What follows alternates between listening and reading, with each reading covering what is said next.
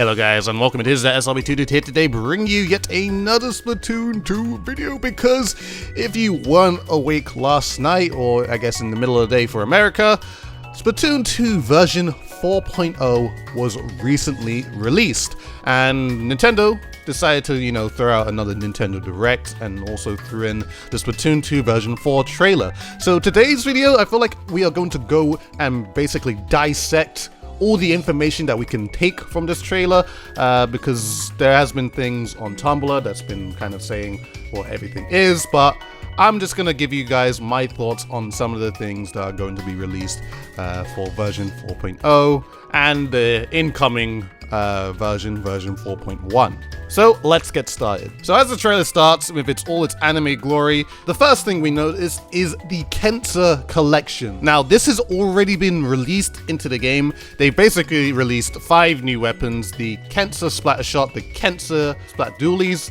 the KENSA Splat Charger, the KENSA Splatter Scope, and the KENSA Roller. Now what I'm taking from this is that this is somewhat of the Splatoon 2's version of Sheldon's Best Pick, because on the Splatoon Tumblr they mentioned that this is the first KENSA collection that will be released today on September 13th. Now them saying first is blatantly saying that there's going to be more weapons that we can expect coming from the KENSA brand. We'll probably get a Blaster, Splatling, Splatbrella. Basically, if one of the vanilla weapons has a hero variant, then it's probably also going to get a KENSA variant as well. Now let's go through the kits real quick. Now we got a Splatter Shot with Suction Bomb and Tenta Missiles. Now, honestly, I'm not really too sure what else they could give the Splatter Shot. I know for sure not a lot of people are going to be happy that the Splatter Shot is getting Tenta Missiles.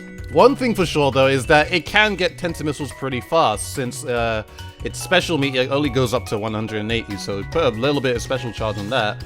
You get a bunch of Tenta Missiles coming out every few seconds. We also got the KENSA Splat Charger and Splatter Scope, which comes with Sprinkler and Baller. Now I'm just gonna say that's strange kit, very strange kit. I mean, Sprinkler could be nice because you're not going to be always shooting and painting, and like sometimes you're going to be peeking and waiting for the shot to come out, so using the Sprinkler is going to help keep up with getting your special meter up.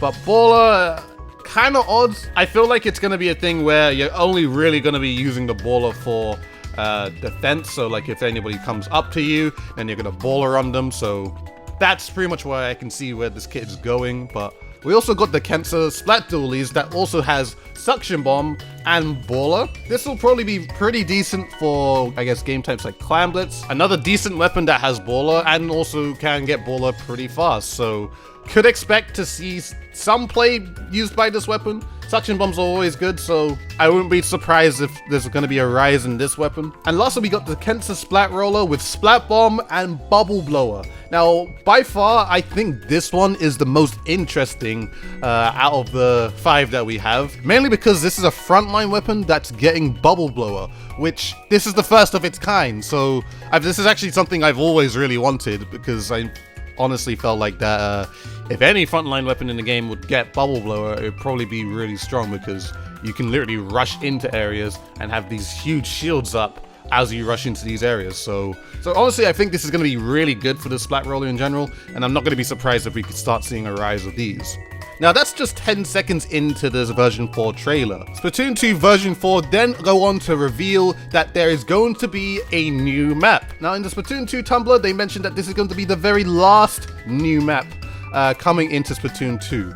Now they mentioned the last map, but I honestly think it's going to be like the last new map, but we possibly could still see a returning map from Splatoon 1 to come in. Now I could be very wrong with this, but that is just what I think. Mainly because once this map gets added into the game, there is going to be 23 total maps in the game, which is kind of odd for a full game. So I feel like if they got it up to that 24 just to make it an even number, then it'll restore the balance of things. But that's what I just honestly feel like. Now from going to Japan in early August, I actually noticed that this particular map is based on a pretty well-known place in Tokyo, Japan. Forgive me if I'm incorrect, but I believe this is kind of based on the Sensoji Temple in Japan. That's just the type of vibes I'm getting from the looks of this map. overall looks quite interesting. Now, it seems that Splatfest is getting a little bit of love since it seems that they are adding a couple of new features. Unfortunately, it's still going to be Turf War, but they are adding 2 different types of Splatfest battle. There's Splatfest Battle Normal and there's Splatfest Battle Pro. In the Splatfest Normal mode, you basically get matched up to people